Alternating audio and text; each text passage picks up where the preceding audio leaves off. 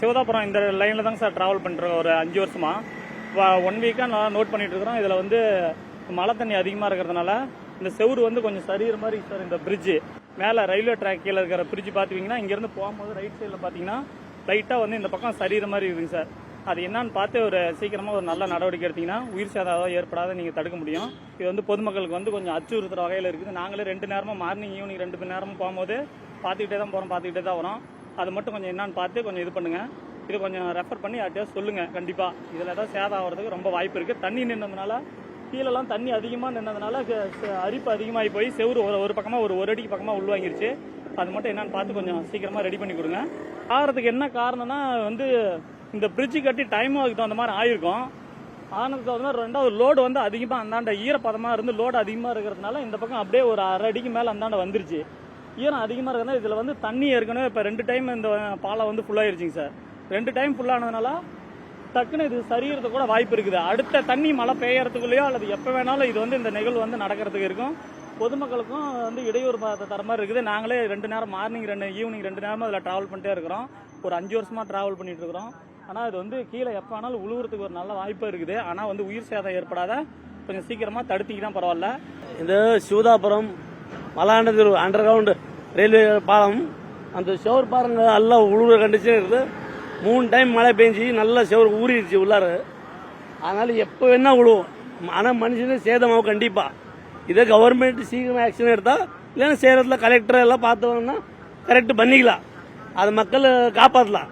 அப்புறம் உளுந்தா ஒட்டி மறுபடியும் வர்றது எல்லாமே சேர்ந்து அதெல்லாம் உங்களுக்கு எப்படின்னு தெரியல, எனக்கு சொல்ல தெரியல அவ்வளோ. அதனால் நீங்கள் கரெக்ட் பண்ணிங்கன்னா பரவாயில்ல. சீக்கிரமாக போக்குவரத்து அதிகமாக இருக்குது. எனக்கு எப்போ வேணா அதெல்லாம் பார்வை போகாது யாருக்கு டக்குன்னு தெரிஞ்சவங்க மட்டும்தான் பார்வை போகும். அவன் தான் ஏதாவது பார்த்து போனதான் இல்லைன்னா எப்போ வேணா விழுவாது. அது விழுந்தால் லாஸ்ட் வரைக்கும் விழுவும், பாதி வரைக்கும் விழுவாது, லாஸ்ட் வரைக்கும் விழுவும். ஆனால் அதை கரெக்ட் பண்ணிங்கன்னா பரவாயில்ல. இது வந்து கந்தம்பட்டி ரயில்வே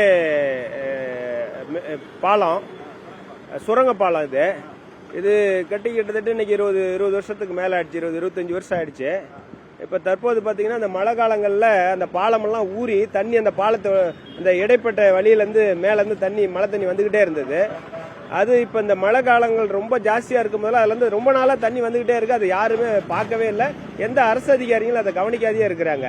இப்போ தற்போது பார்த்தீங்கன்னா இப்போ அதுலேருந்து பாலம் ஊறி விழ ஆரம்பிச்சிருச்சு சைடில் இருக்கிற செவரு. இப்போ தொடர்ந்து எல்லாமே இப்போ பாலம் வந்து இடிஞ்சு விழுவுற நிலைமையில ஆயிட்டு இருக்குது. இதை உடனடியாக வந்து அரசு வந்து கவனத்தில் கொண்டு இதை நீங்கள் வந்து இப்போ பார்த்தீங்கன்னா தான் இது சரியா இருக்கும். இல்லைன்னா இது ஒரு நாளைக்கு பார்த்தீங்கன்னா பல லட்சக்கணக்கான பேர் இங்கிருந்து எலம்பல சின்னப்பட்டி ஜலகண்டாபுரத்து மக்கள் எல்லாம் இதில் தான் போக்குவரத்து பூரா நடந்துட்டு இருக்குது.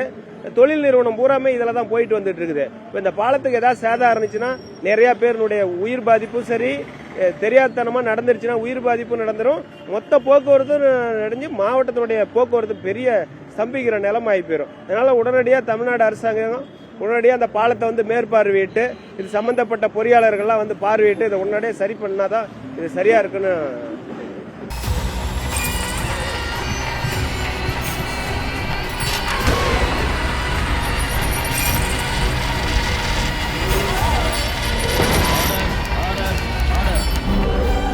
நிகழ்தகவு குற்றங்களின் மறுபரிமாணம்.